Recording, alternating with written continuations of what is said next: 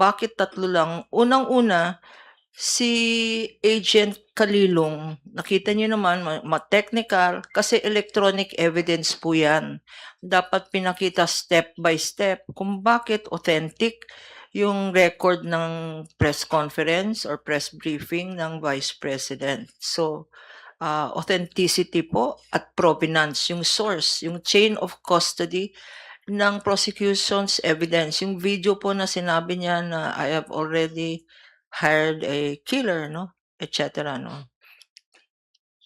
Yun po yung laman ng first witness. Yung second witness po, ang laman naman ng testimony niya is kung ano yung contents.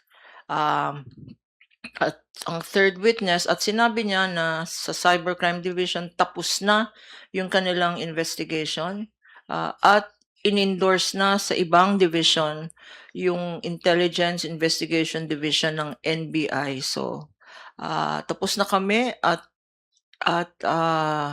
ang mangyayari, ang nangyari po is, linantad na ni, Chairman Jinky, our lead public prosecutor, already mentioned that we will now be shifting to a presentation of the article on confidential funds.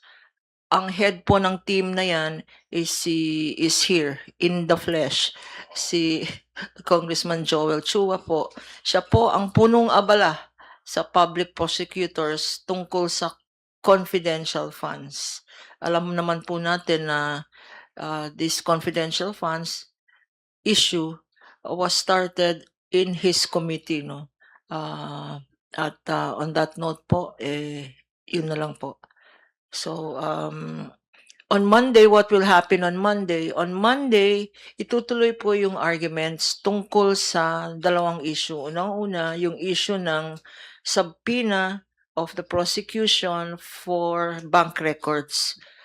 At pangalawa, yung issue nung mahiwagang BIR box, 'no. Bubuksan ba natin 'yan, BIR box na 'yan. So this will be subject to, interpellation, 'no. Kasi kahapon nagbigay ng opening statement ang prosecution at ang defense.